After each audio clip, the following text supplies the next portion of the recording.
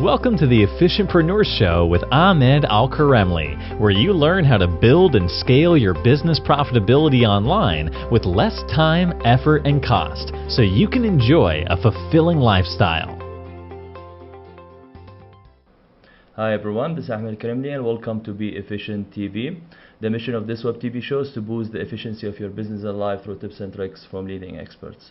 And today I have with me Justin Christianson. He is an A/B testing and conversion expert, and he is the co-founder of and president of the Conversion Fanatic and the author of Conversion Fanatic. Welcome to the show, Justin. Yeah, thanks for having me. It's a pleasure to have you. How did you start in the online world?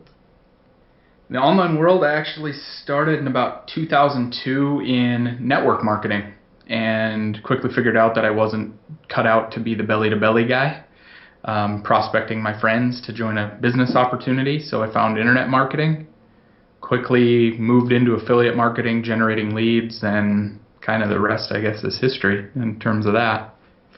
That's very early. Like, how do you compare that world 2002 until 2007 with the current internet marketing world?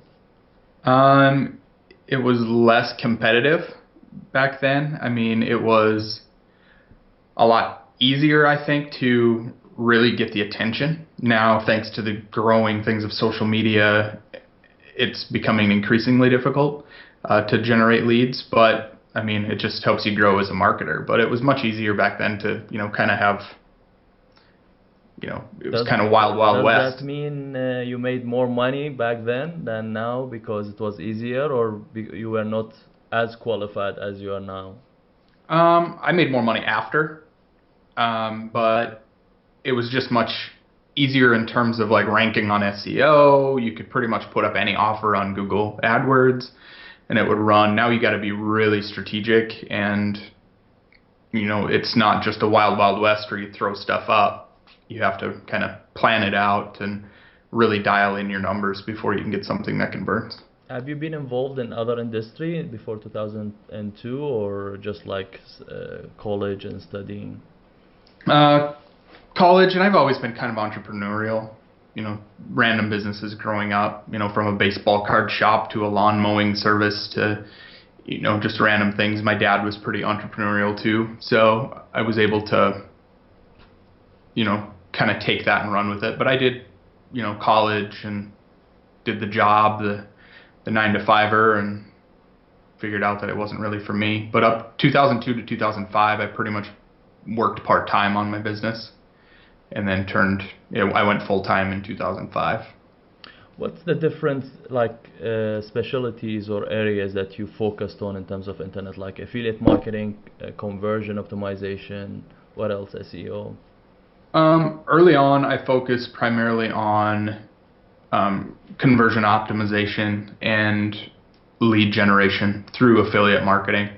So I really got my start through promoting other people's products until I had the credibility enough to stand on my own 2 feet. So I leveraged other people's success through their programs and their expertise before I had enough of my own. How do you define conversion optimization? Basically, it's getting web visitors to take more predictable desired actions on your site. I mean, that's it in essence. So you get more people to click on the button, you get more people to engage in your website, and ultimately give you money at the end of the day. Why did you focus on this area? Is it because working with some entrepreneurs or certain sites that's already working, you can get a commission of their sales? It's better for monetization for your company than focusing on other areas, or you just enjoy this focus? This episode is brought to you by the Efficientpreneur Club. The Efficientpreneur Club is a private and affordable one-on-one business coaching club for business owners and entrepreneurs who want to build and scale their business profitability and performance with less time, effort, and cost, and without risking their freedom. So whether you are still figuring out the right business model, strategy, and pricing, or you need help to improve your funnels, ads, sales, and conversion, then the Efficientpreneur Club is for you. Your business challenges are not going to fix themselves unless you fix them today. And the consequences of not addressing that today is your business profitability and performance will not improve, and your relationships and health will continue to be affected. It's no wonder that building and scaling a business becomes so stressful over time, but it doesn't have to be that way. The Efficientpreneur Club will help you take your business to the next level with a private and affordable one-on-one coaching with me personally, tailored to your unique needs. I will help you clarify your direction, set a strategic action plan, and guide you step by step to build and scale your business efficiently. The Efficientpreneur Club will also provide access to an extensive how-to video library, the most highly recommended tools, and a supportive community of like-minded business owners to help you along the way with feedback, encouragement, and advice. The Efficientpreneur Club is the perfect place to be if you want to maximize your profits, minimize your workload, and scale your freedom and efficiency. So check it out at efficientpreneurclub.com and say bye-bye to generic courses, secretive gurus, and expensive mentors.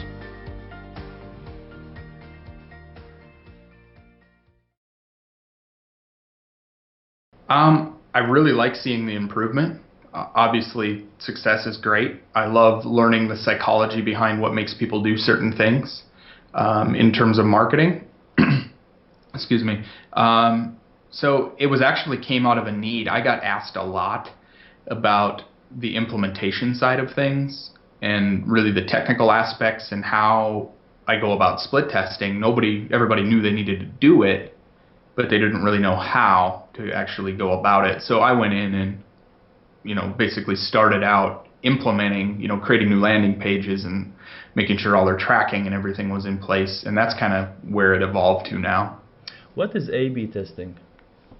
It's basically an apples to apples comparison. So you basically run two separate pages or two separate variables, like testing two different headlines, and it splits the traffic 50-50, and you track which one produces the best results. So usually when you test a certain landing page or a website for conversion, you just test like different variables, or sometimes you go up to 10, or it depends on the case? It depends on the case, but we've ran up to 10, 12 different variations at a time if we have a bunch of stuff to test. And then just kind of break it down from there and whittle it down to kind of the top three, and then ultimately the winner. Let's go through the conversion improvement cycle. The first step is analyzing the conversion rates. How do you do that?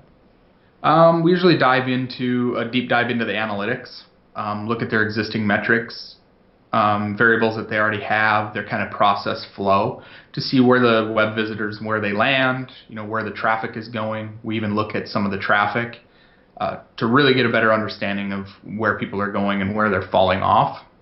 So that's the big thing, just kind of getting a lay of the land and understanding of how fast the business is moving, where there are friction points, bottlenecks that we can help alleviate through some optimization. You focus on Google Analytics in terms of analyzing the traffic, or you use other tools?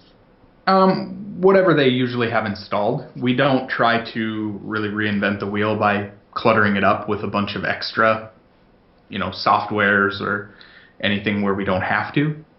So most of the companies we work with already have something in place in terms of analytics.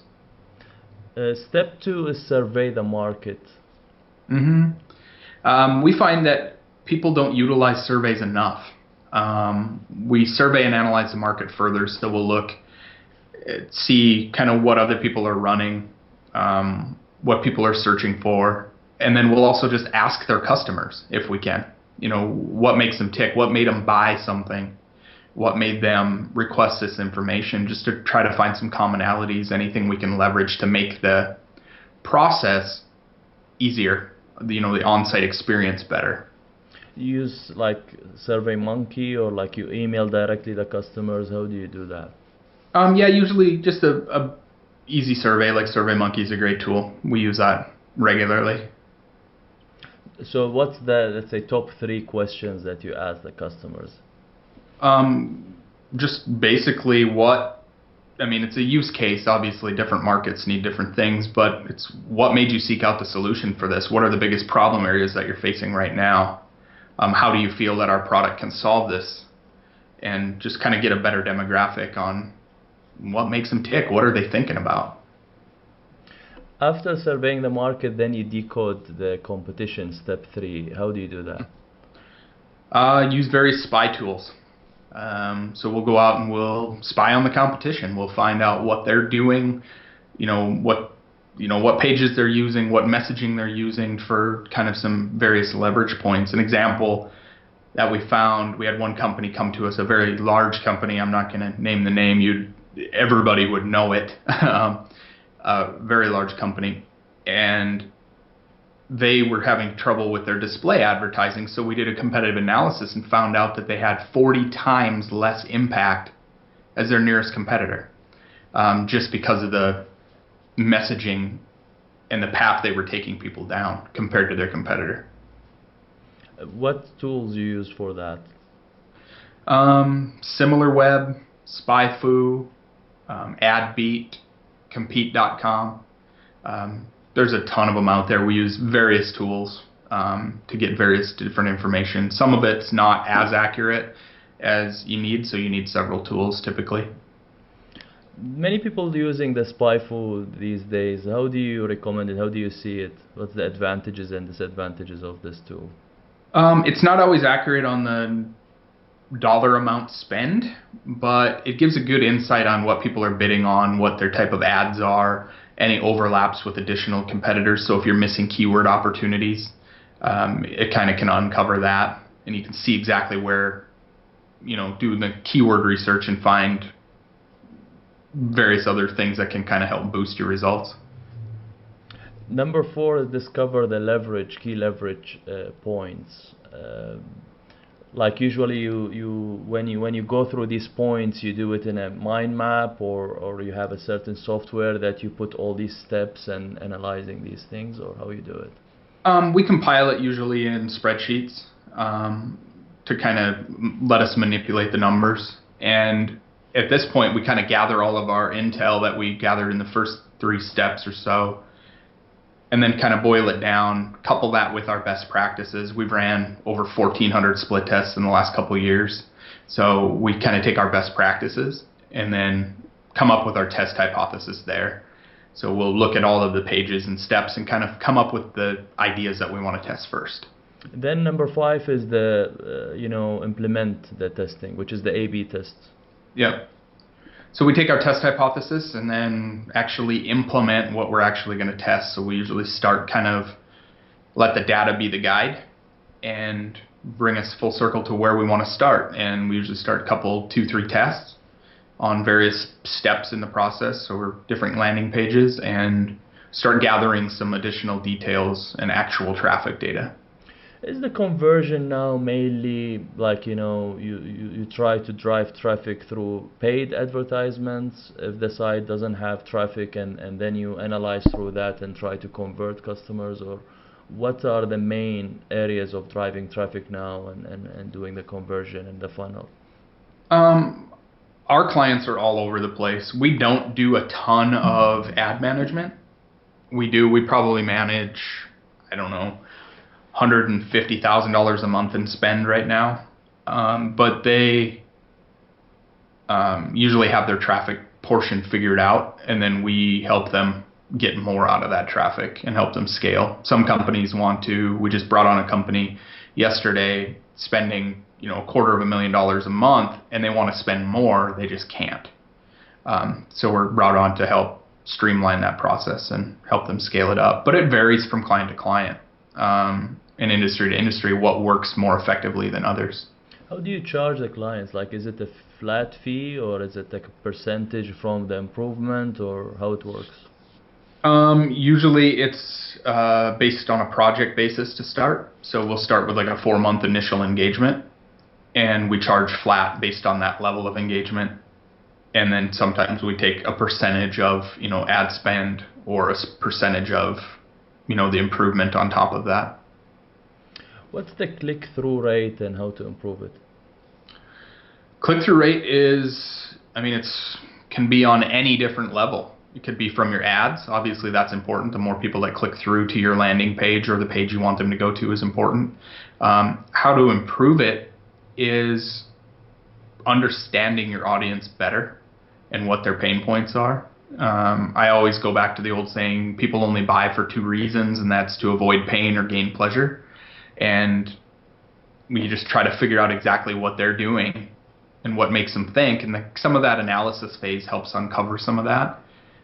So once you figure it out, and then you just put your product in place in front of them. In other areas we can also improve are removing distractions from the actual process. So you might have multiple calls to action.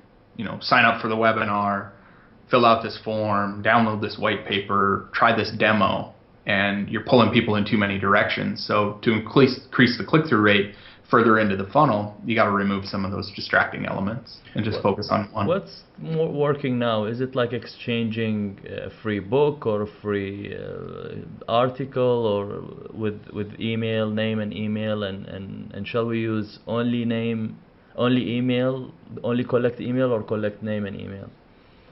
It really depends. We've got some clients in software as a service that are collecting more information. They're collecting 5-6 different fields in getting people to sign up for a free trial or scheduling a demo.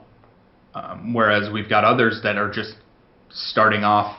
Step one is give us your email address in exchange for a video or something of value. It really depends on market to market. Financial market, they want something of value. Whereas software as a service, they are usually looking for something free, a trial, a demo. We've got others that are giving free programs away. Others are using quizzes and surveys at the beginning of their funnel to kind of push people in and gather more intel, get those micro commitments. What's the bounce rate and how to improve it? Bounce rate is people basically landing on your site and leaving before doing anything else. A good way there is, again, just getting in better touch with telling them, maximizing above the fold of the page is one of the biggest things we see. And I mean, I've done probably 150 site critiques in the last 2 months, and that's been on all of them, is maximizing above the fold. So you have 3 seconds to capture the attention online. And in order to do that, you got to maximize above the fold of the page. What do you do? What's your main promise? How are you different? All immediately when they land on the page, so they know exactly what it is. And then a strong call to action pushing them into the next step. So when someone lands on a certain landing page, like if they crossed 3 seconds, the Google Analytics will not count it as bounced, or how it works? No, 3 seconds was just a study that was done on the actual attention span online, and you actually have less than 3 seconds. But now I'm not really sure how they calculate the exact bounce rate within analytics, and each analytic program is a little bit different. But they just capture it that if they land on the page and they don't proceed to any additional pages. Well, the problem is that most of the new sites, those interactive sites, they are only one page, so there is nowhere to go. So I'm just wondering how the analytics calculate that. Is it within the bounce rate, or how it works? Yeah, your bounce rate's going to be higher. Like, for instance, our site is pretty much a one-page site. We do have some underlying pages, and the blog and things like that, but the bounce rate is definitely higher on our site because we're just pushing them to one call to action rather than, a bunch of different information there. What is the good percentage or normal percentage based on the studies for the bounce rate? Across everybody, I'd say our average is roughly 45%. Digging deeper into the details of the landing pages and the websites, like how important is adding the progress bars to a website? Progress bars. We probably tested it 24 times, and on average it's a 35% improvement. So we find that it doesn't matter what it says. It could say you are on this step. As simple as that. Doesn't really have any more details than that, and it'll still improve it. Because people they want to know that it's a very simple process to finish. So the progress bar kind of helps them and understand what your actual steps are. So 3 or 4 steps in the process is about max, is what we've kind of found. And in the progress bar is the same. So from 2 to 4 steps are okay. More than that, the customer is too long. Yeah. Do you prefer, like when building a certain e-commerce site, do you prefer using certain ready platforms for e-commerce, or like it's built on you prefer it's built on WordPress so you have more control? How do you compare between WordPress and the ready platforms for e-commerce? I mean, it really depends on what you're selling.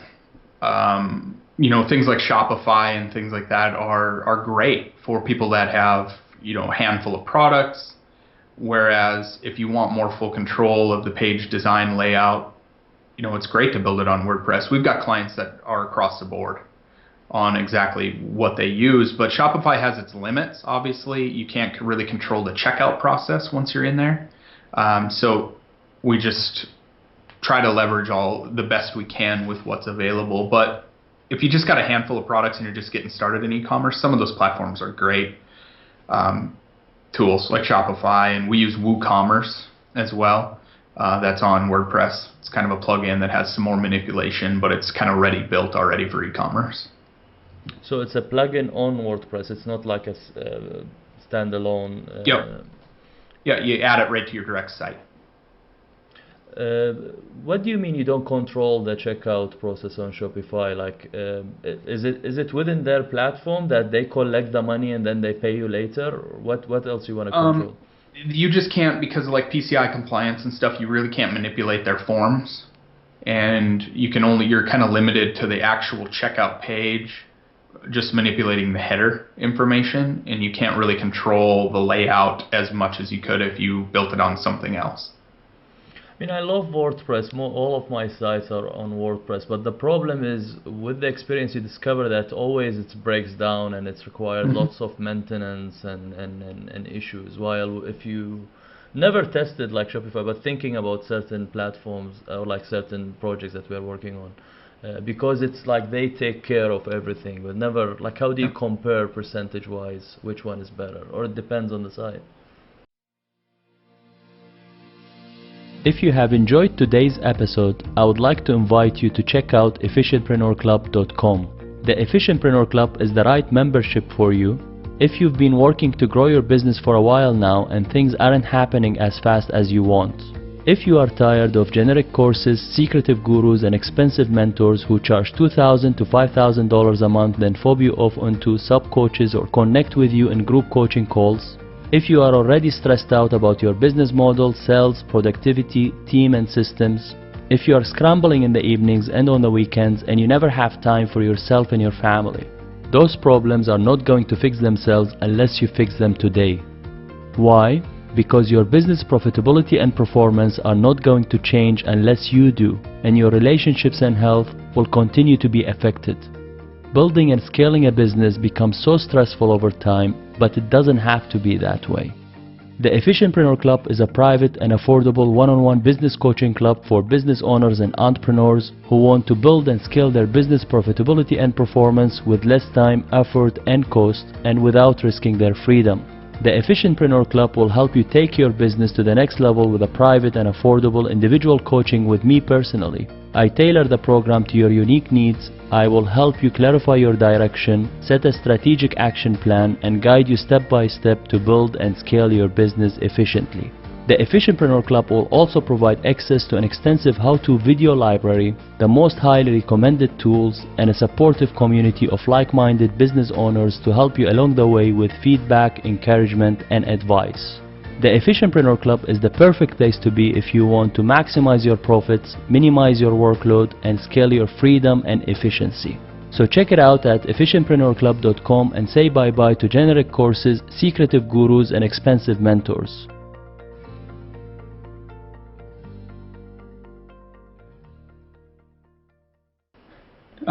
Depends on how much control. I mean, I'm a big fan of WordPress.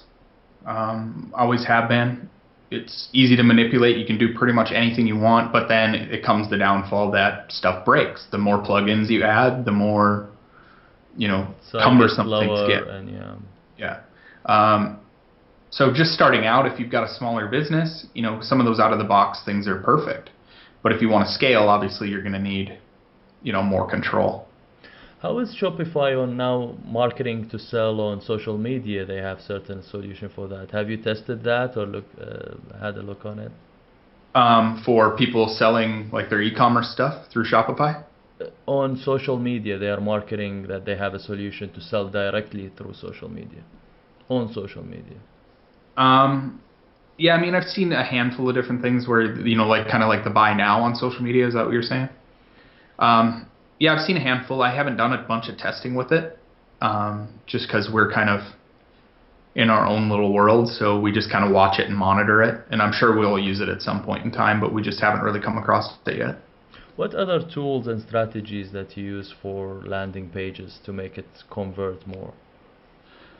Convert more, I usually boil it down to a few main elements. A good benefit-driven headline. The actual main call to action above the fold of the page. Telling your visitors exactly what to do. Don't just assume they know to fill out the form. Say, fill out the form and click the button to get this big benefit. Leveraging social proof. We've seen up to 290% improvement using social proof on various tests. And using benefit bullets. Nobody reads, long paragraphs. So breaking it down to benefit-driven bullets. And I say benefits because nobody cares about the features of your product. All they care about what it's going to do for them. So just make it really simple and very streamlined. Again, removing that clutter. So you're focusing on just one goal, one key performance indicator that you want them to take. What's the next desired action? How important is the click heat maps, and which software do you use for that? We use heat maps a lot. Our main go-to one is Crazy Egg, and we've been playing around with Hotjar recently, and we get a lot of intel out of that.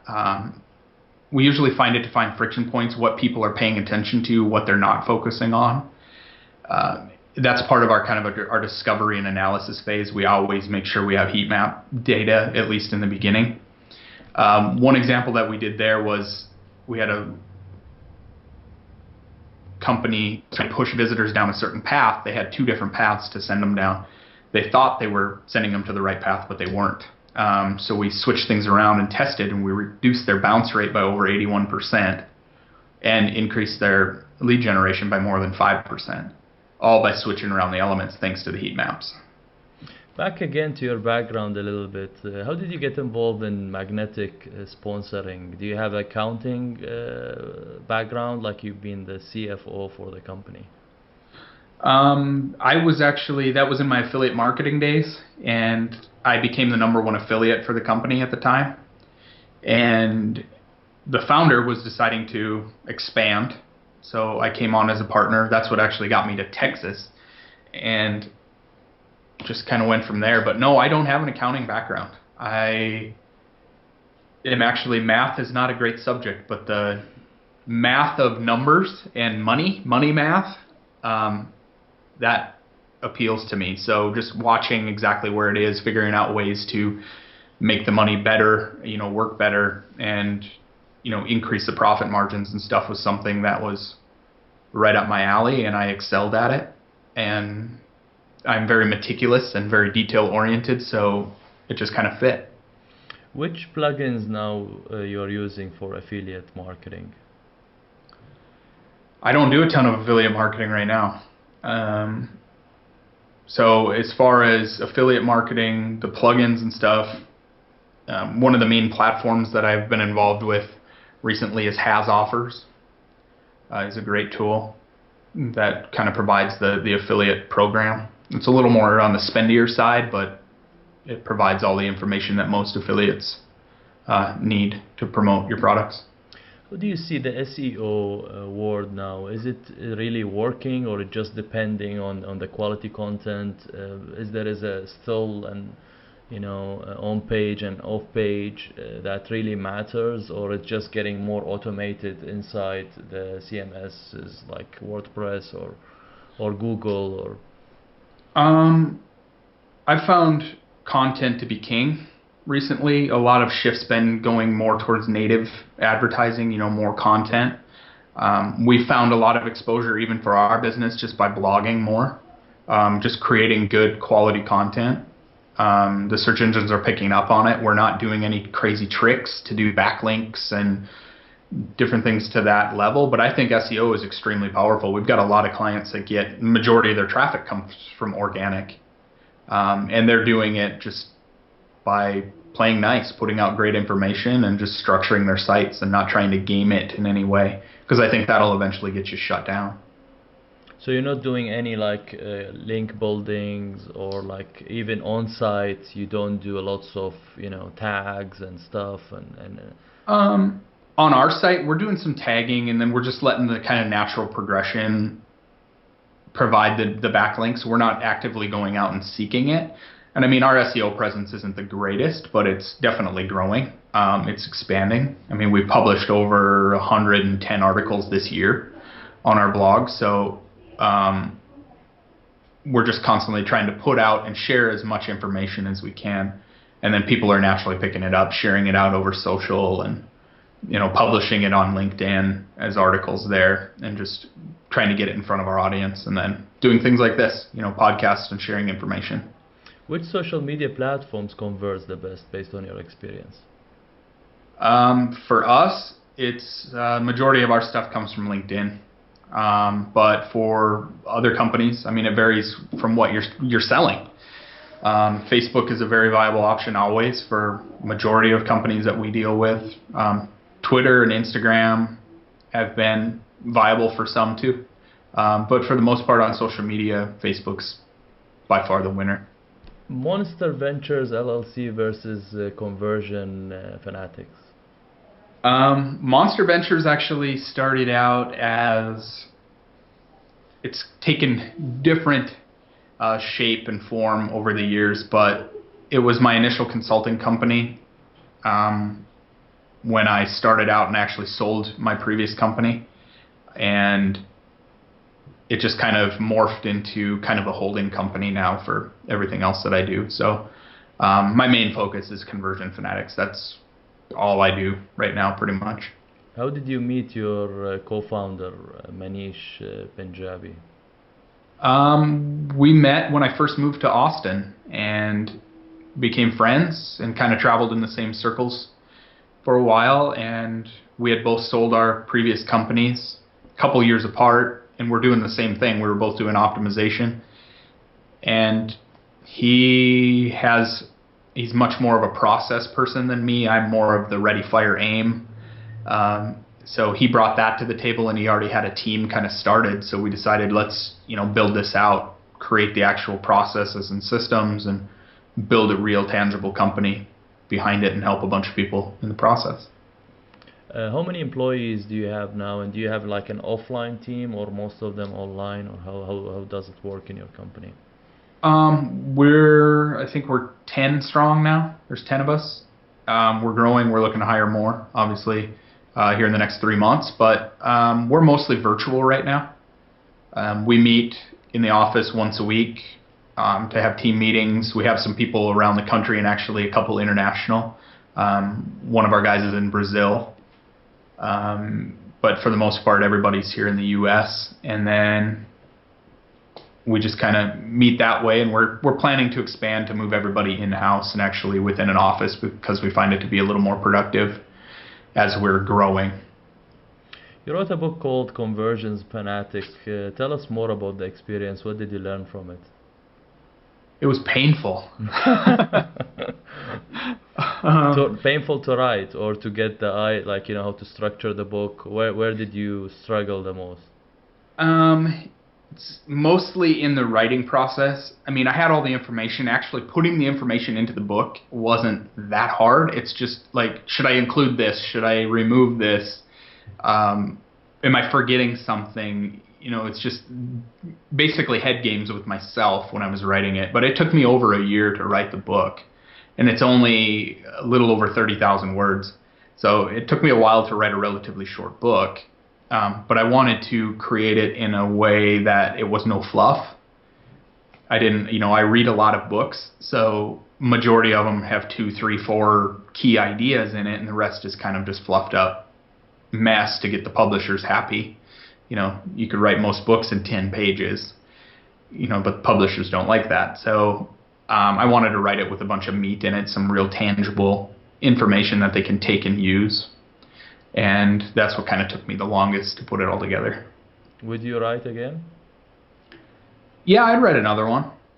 I don't know again. what I would write it about. It's painful, but there is something always addictive about it that I don't know. It makes you think better, know yourself better. Like, it's really painful to sit and write, but it's very, very addictive. It's very rewarding. From that standpoint, you feel fulfilled when you write.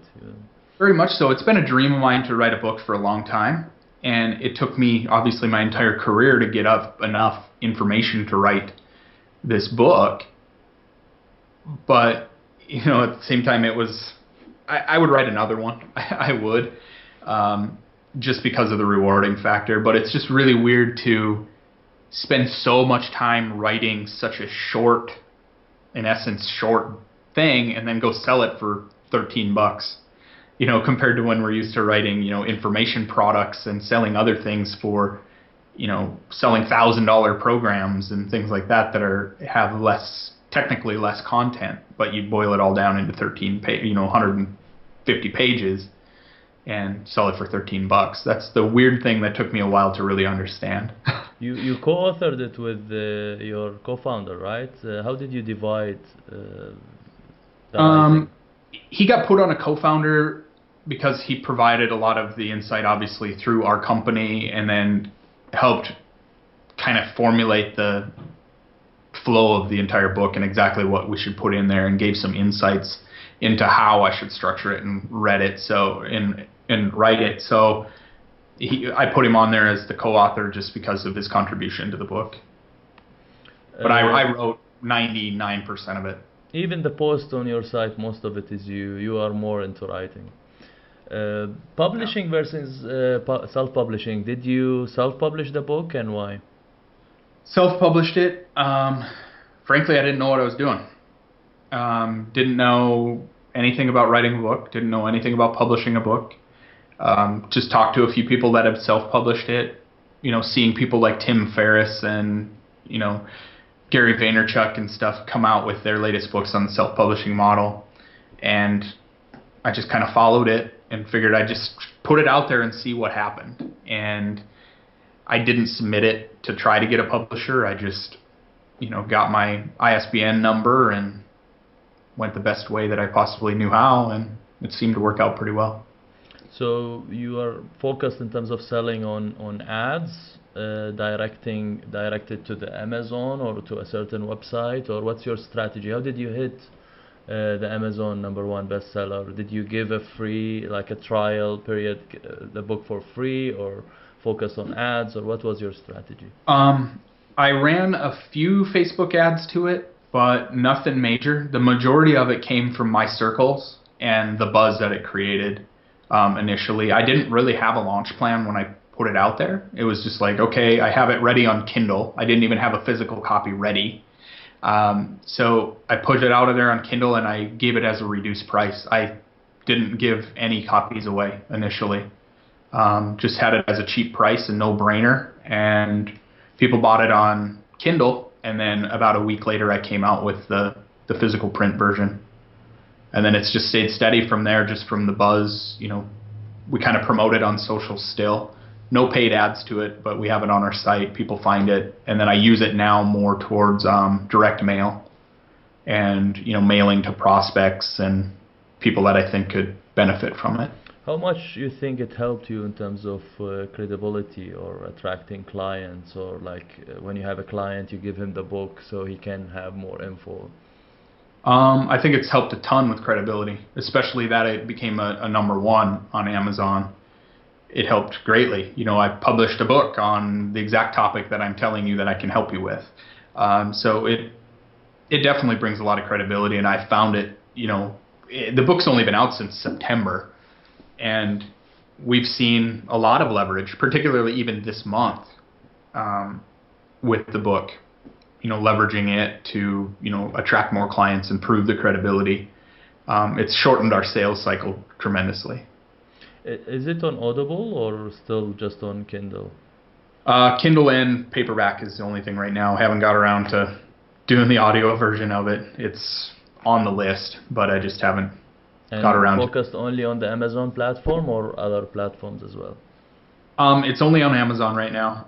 Well, I say that it's in various other reseller platforms that Amazon allows to spread it to. I had it on Barnes and Noble originally too, put it up on Nook, but I took it down after, we only got a couple sales on there, so I put the majority of the focus on Amazon where majority of the people buy it. So going deeper personally, what's your daily life and work routine from the time you wake up until the time you sleep? You want to get down to fine-tuned detail of exactly what I do every day? If you can. Okay. So I usually wake up, I've got 2 little kids, so they're early risers. I'm usually up by 6. I'm definitely an earlier in the day person. So I'm usually up at 6. I get them settled in with their kind of morning routine, and then I always start my day. I drink 2 big glasses of water. That's the first thing I do when I get up in the morning.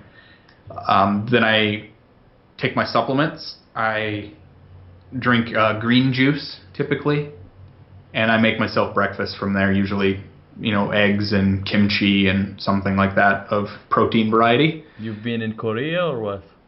No, I just like the fermented aspect of it. What kind of supplements you take?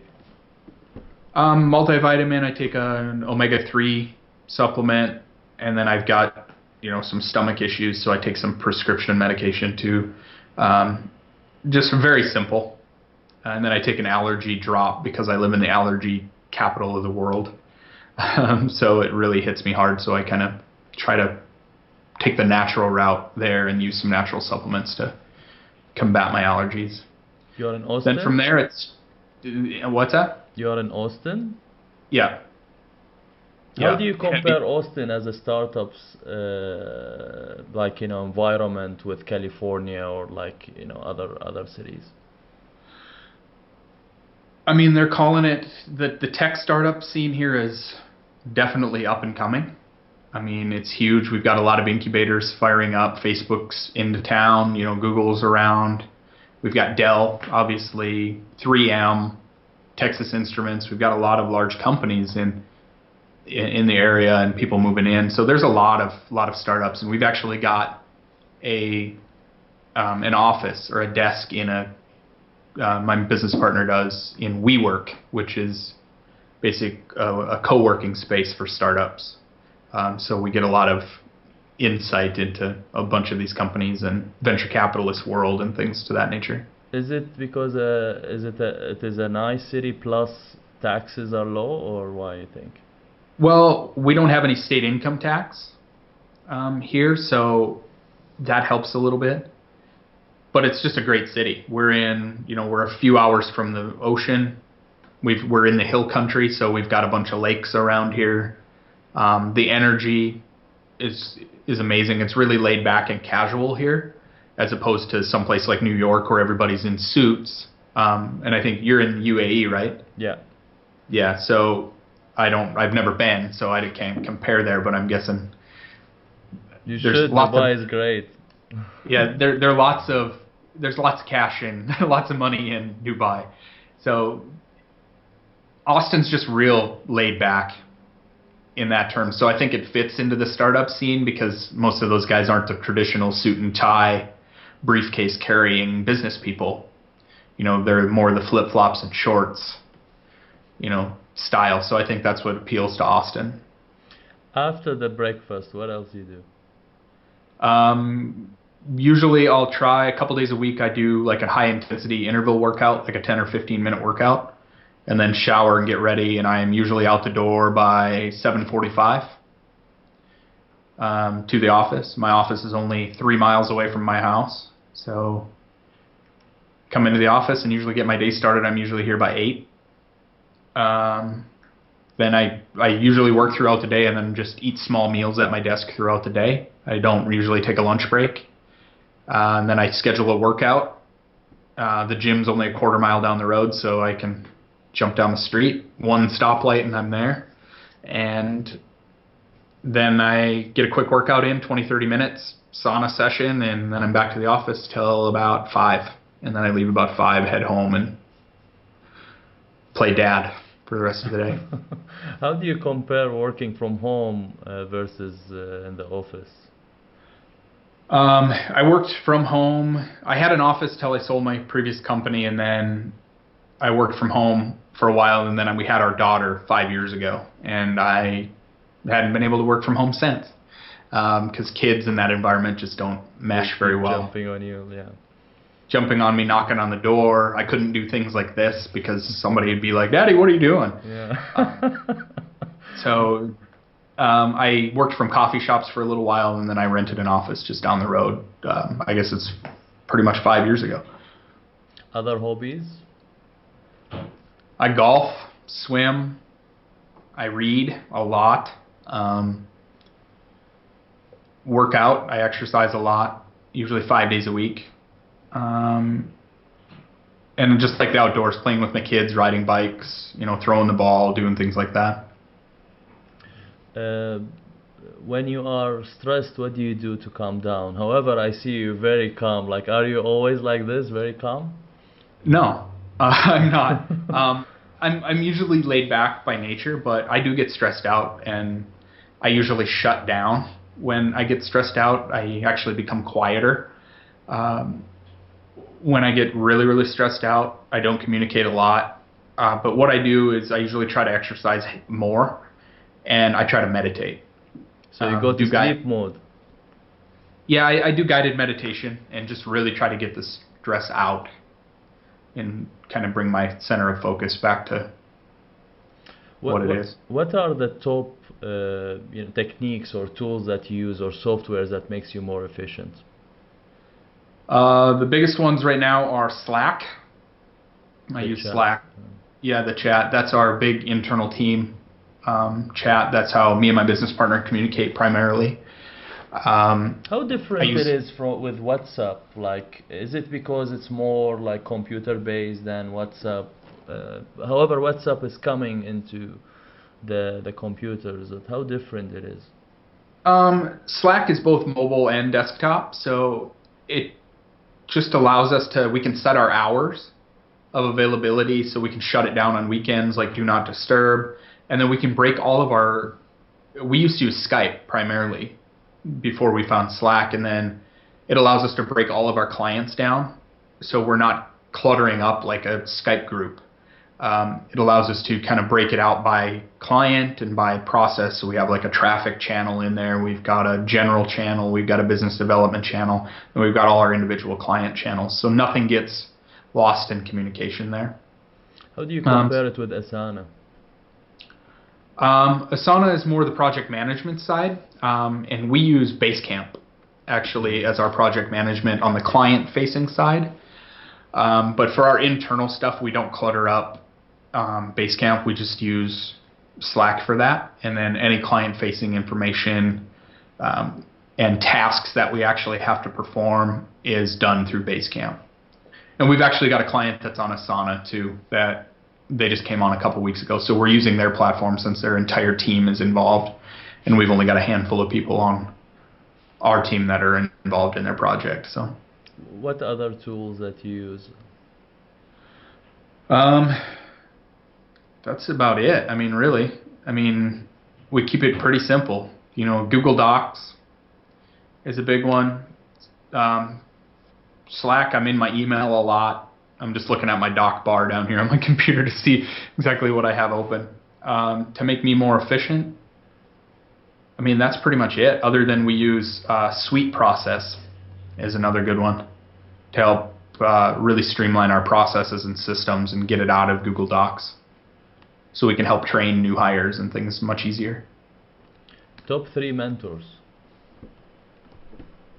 Got a lot of them. That's a tough one. My biggest one is probably a guy by the name of Paul Harmon. A lot of people don't know him. He's big in the financial world. He's just helped me really understand living my best life daily, living the best that I can each day. He had some big health struggles and had a liver transplant and a bunch of things that really could have derailed the majority of people, but he came out much stronger afterwards. So I kind of look to him for inspiration and guidance from that. In the marketing world, a guy that I really look up to that kind of pioneered conversion rate optimization is a guy by the name of Eric Graham. He's helped me out tremendously. I've only talked to him a handful of times, but I consider him a mentor. Just following him on social and his support of me and, through social and things like that. As far as the third one, my old business partner, Mike Dillard is his name. He was my original mentor. Kind of saw something in me that I didn't see and pushed me to do better each day. And kind of shaped me in my marketing and what I do today. What's the best advice that you have ever received? Don't ever give up. And just have some stick-to-itiveness and really stick to your gut is probably the biggest things. And I've doubted myself a lot. And I went through a period where I doubted myself a lot. And everything suffered as a result. So it's just stick to it and be consistent. Action every single day is probably the biggest and best advice that I've ever gotten. If you have the chance to advise your younger self, what would you advise your younger self? Fail faster. I did a lot of things growing up, and even through my teens and in my early 20s and even through my 20s. I found success in my late 20s, what I call my bigger successes, starting in my late 20s. But it would just be fail faster, try more things faster, but stick to one main goal and strive for that, but fail in that direct goal. I've had a lot of different goals over the years, so probably sticking with one would be the best. Top 3 books. Playing to Win by A.G. Lafley. He's the founder, CEO of Procter & Gamble. Great book. Slight Edge by Jeff Olson. And Influence by Robert Cialdini. Other than mentors, top 3 that you are inspired by. My kids inspire me every single day. They just watching them grow and try new things is very inspiring for me and kind of pushes me to keep doing what I'm doing. And then my business partner is a big inspiration to me because you think I'm laid back, he's way more laid back and quiet, but when he speaks, he's just full of knowledge. So, I tend to sit up and listen when he talks. What makes you really happy? Seeing other people succeed. Just being able to realize their dreams, their goals. That's a big thing to me. I'm always sharing information and trying to help out where I can to fill my day. If I don't have something, I'm trying to help something or someone. So that's kind of the fulfilling part of my business is we see people achieve bigger and better things. And we're directly tied to the successes of their marketing. So it's really fulfilling to see that. Last question, how people can contact you? Conversionfanatics.com is the best way. The messages we have, like I said, we have a relatively small team.